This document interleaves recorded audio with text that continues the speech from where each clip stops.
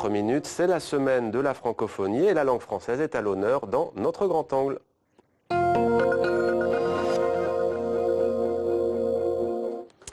Et pour la première fois en France, le Conseil supérieur de l'audiovisuel organise une journée de la langue française. Pourquoi cette initiative? On en parle avec nos deux grands témoins. Patrice Gélinet, merci d'être avec nous. Vous êtes conseiller, membre du CSA. Avec nous également Brigitte Fosset, que nos téléspectateurs connaissent très bien. Vous êtes actrice et marraine donc de cette journée de la langue française. Patrice Gélinet, pourquoi tout simplement une journée dédiée à la langue française? Pour plusieurs raisons. D'abord parce qu'il faut rappeler que c'est une des missions du CSA que de veiller, je cite la loi, de veiller à la défense et à l'illustration, c'est-à-dire à la promotion de la langue française.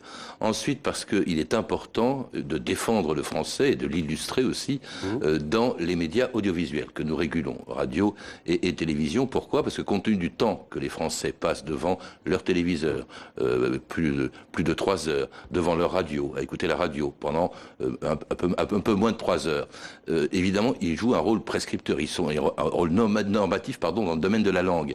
Et il était très important, effectivement, que ce soit à elle de relayer cette initiative. Enfin, j'ajoute que, même si l'initiative est antérieure aux événements qui sont produits au mois de janvier, il est évident qu'au moment où il est nécessaire de resserrer le lien social, comment le faire aussi au mieux que dans la langue qui nous rassemble, la langue qui nous permet de nous exprimer et d'exprimer d'ailleurs à travers elle aussi les valeurs que nous portons, c'est que porte la langue française, que porte la France, c'est-à-dire la liberté de communication, l'égalité des droits et puis aussi la fraternité entre les membres d'une communauté, quelles que soient leurs origines. Brigitte Fosset, qu'est-ce qui vous a incité à vous impliquer dans cette initiative? Mais je suis très honorée que Patrice Gélinet ait pensé à moi, parmi d'autres d'ailleurs, Abdel Malik et puis aussi Éric Orsena, voilà, et Joyce Jonathan, qui est une jeune chanteuse francophone. Qui aime la langue française.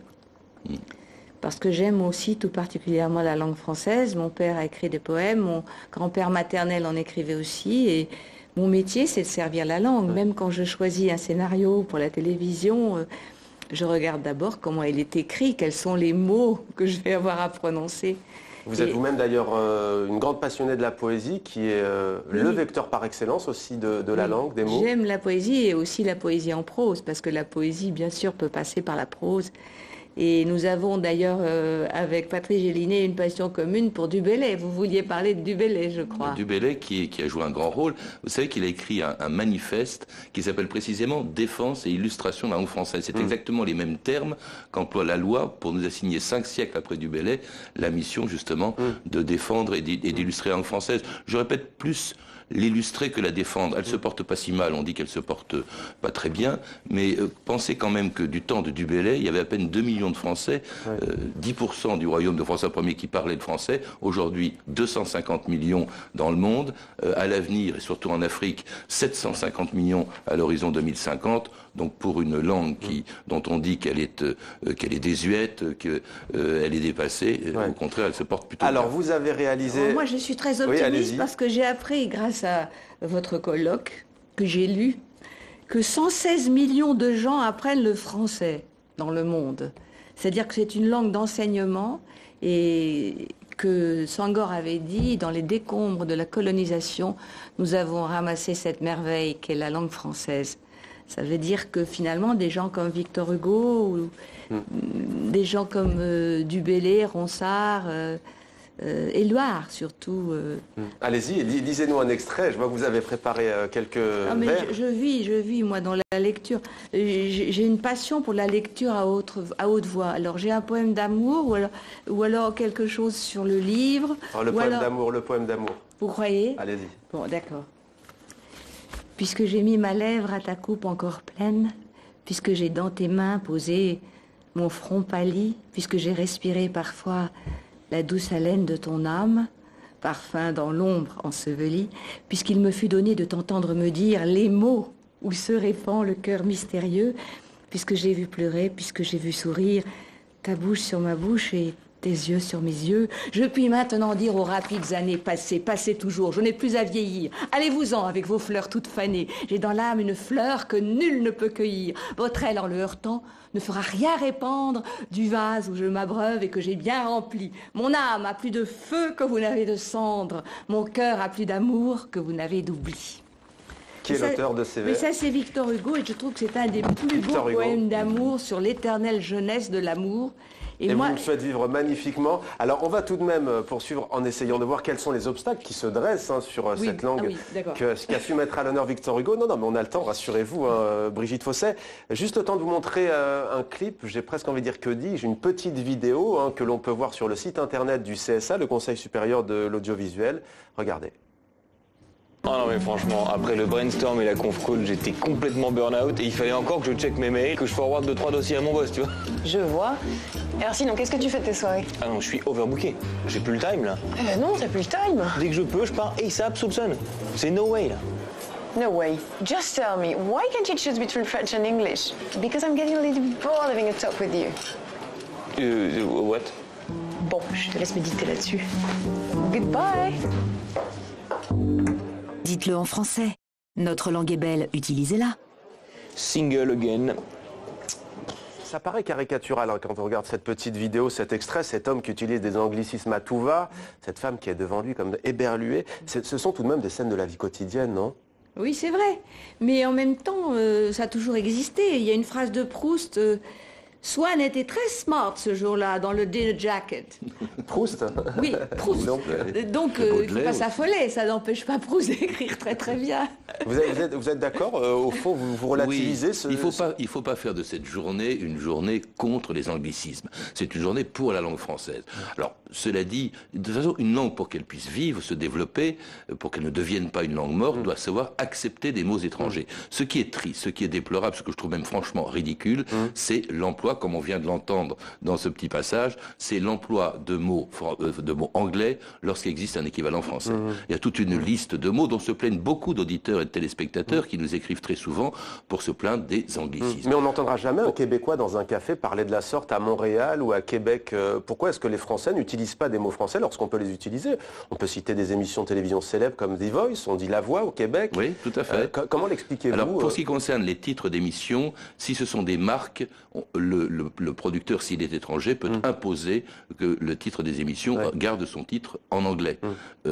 Mais en revanche, on peut très bien aussi le négocier, et c'est vrai que les Québécois ont parfaitement fait. Je me souviens très bien qu'au colloque que nous avons fait, le représentant de la radio-télévision canadienne disait « Si vous cherchez vraiment une traduction pour The Voice, je peux vous la trouver. » Non, ce qui est effectivement ridicule, c'est l'utilisation de mots anglais quand l'équivalent français existe. Pourquoi dire live alors que la langue française donne les deux significations du mot live, donc elle est plus riche.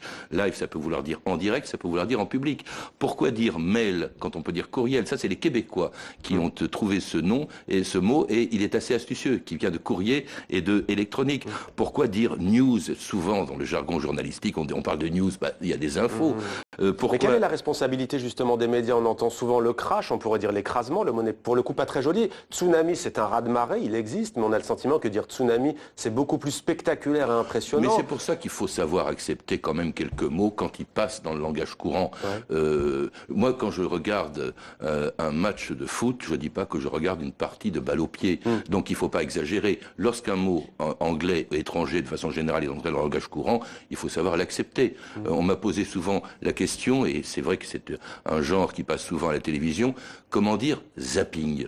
Eh bien, écoutez, moi, franchement, le mot zapping ne me dérange pas. D'ailleurs, le dictionnaire Le Robert, mais zapper, a introduit zapper, ça ne me dérange pas beaucoup, plutôt que les néologismes quand ils peuvent pas marcher. Et il y en a qui marchent, des néologismes. Brigitte Fosset, sur vous, quand vous écoutez la radio, quand vous regardez la télé, est-ce que ça vous arrive d'être surpris? Est-ce que vous en voulez parfois aux journalistes d'utiliser des mots en anglais alors qu'ils pourraient le faire en français? En fait, j'avoue que je n'ai pas le réflexe de penser à ça. Je regarde surtout, j'écoute surtout le langage, en fait. Vous parlez très bien, par exemple. Et c'est vrai que la syntaxe, la grammaire est un plaisir pour moi. Moi, j'aime conjuguer, j'aime les verbes. J'aime quand Victor Hugo dit « un livre est quelqu'un, ne vous y fiez pas, un livre est un engrenage. Prenez garde à ces lignes noires sur du papier blanc, ce sont des forces. Elles se combinent, se composent, se décomposent, entrent l'une dans l'autre, pivotent l'une sur l'autre, se dévident, se nouent, s'accouplent, travaillent. Quelquefois, les lecteurs sortent du livre tout à fait transformés.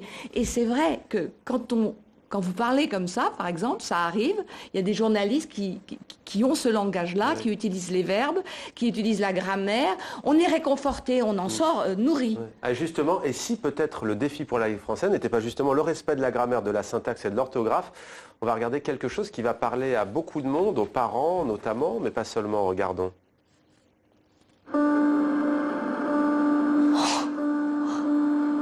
他的秘密是什么？ 不是个女人，他是个男人。Bah c'est quoi ce truc? Bah c'est du SMS. Du SMS dans un film? 他一直在骗我们。 Bah ça permet de dire plus de trucs en moins de temps. C'est hyper compliqué, il faut faire pause pour essayer de comprendre. Mais qu'est-ce que tu fais? Et je déchiffre, chérie, Dites-le en français. Notre langue est belle, utilisez-la. C'est à quelqu'un? Alors là, le langage texto, alors ennemi de la langue française, là j'ai le sentiment que vous partagez... Moi, je trouve très drôle, et je trouve que le texto, c'est une langue en soi. Hein. Mais vous dites s'il te plaît ou STP quand vous envoyez un texto? Ah non, ça dépend. Moi j'ai écrit des textos qui font 30 lignes. Ouais, des poésies. Et comme je suis une Vous n'allez pas sur Twitter alors? Non, que je suis une résistante, j'écris en entier avec les négations et tout. J'ai pris un malin plaisir à faire ça, je trouve que c'est de la résistance. Je fais la même chose à titre personnel. Vous concernant, vous, dites-nous, Patrice Gélinet? Mais le langage des textos, les SMS, c'est pas un langage, c'est des abréviations. Bon, peut-être qu'il en sortira effectivement un nouveau vocabulaire. Oui, mais certains jeunes ne font plus la part des choses, cela dit très sincèrement. Ça paraît encore une fois caricatural, mais vous avez parfois des enseignants en France, des professeurs qui se retrouvent dans des copies avec le que écrit KE oui, et mais non l'important dans une langue, c'est qu'on se comprenne. L'inconvénient de ces langues qu'on improvise, que chacun parle à sa manière, fait qu'on ne se comprend plus. Ça devient, au fond, ça rejoint le mythe de la tour de Babel. Le jour où les gens ne se comprennent plus, bah, ils se tapent dessus. C'est en ça que je... C'est pour ça que vous disiez lecteur tout à l'heure du vivre ensemble. C'est très très important. Vous êtes d'accord à ce point-là, d'ailleurs, après ce qu'a vécu la France le 7 janvier, la langue, notamment pour les plus jeunes, c'est aussi une source, une richesse pour pouvoir mieux vivre ensemble, pour mieux se comprendre, peut-être moins céder à la violence? Écoutez, la langue, ça a toujours été la liberté, parce que c'est la forme d'expression qui surgit du corps et de l'âme spontanément. Donc, plus elle est riche, plus elle est belle, plus elle est drôle, plus elle a de l'humour, plus elle a de l'amour, plus elle va combler les rapports humains. Et voilà, et moi je pense que c'est très important la dictée, par exemple. Ça a été l'occasion pour moi, dans mon enfance, d'entendre les plus beaux textes d'Anatole France, de Jules Romain, de Romain Roland. La dictée, c'était une saveur, c'était un jeu. Et puis aussi la dictée de Bernard Pivot, c'était génial. Légendaire. Et c'est très important, c'est amusant. Et puis je trouve aussi que c'est important de pouvoir inventer sa vie. Pour inventer sa vie, il faut se nommer. Il faut dire qui on est, il faut témoigner de qui on est. Par exemple, il y a une association qui s'appelle ATD Quart Monde et qui lutte contre la misère, donc contre les gens qui ne savent pas s'exprimer en français. La première chose qu'ils font faire, c'est des témoignages dans une université populaire pour raconter leur histoire en français et donc contribuer au progrès de la démocratie. Il n'y a pas de progrès de la démocratie sans progrès de la langue. La langue, elle est, si vous voulez, la loi, elle est faite par la langue. Si vous voulez écrire une lettre de motivation et obtenir un poste de journaliste, plus vous écrivez bien, plus vous obtenez ce poste. Donc c'est un élément de liberté, de communication et aussi il faut que ça reste ludique et ça reste un amusement. Merci beaucoup Brigitte Fossé, merci Patrice Gélinet. On imagine que le CSA remettra la langue française à l'honneur, donc peut-être chaque année. Nous vous recevons, et pas seulement. Vous-même avec votre chaîne de télévision, je pense aussi à France Média Monde, je pense également aux stations d'outre-mer de France Télévisions. Cette journée, elle se passe aussi dans le monde entier. Il faudra faire appel la prochaine fois à des radios francophones. C'est à Patrice Gélinet qu'on doit cette idée. C'est la première fois dans l'histoire de France qu'il y a la journée de la langue française. Eh bien voilà qui est dit. Voilà pour l'hommage. Merci à tous les deux. Place aussi à un autre grand vecteur des langues et de la langue française. Il s'agit bien entendu de la culture. Demandez le programme, c'est avec Estelle Martin qui va nous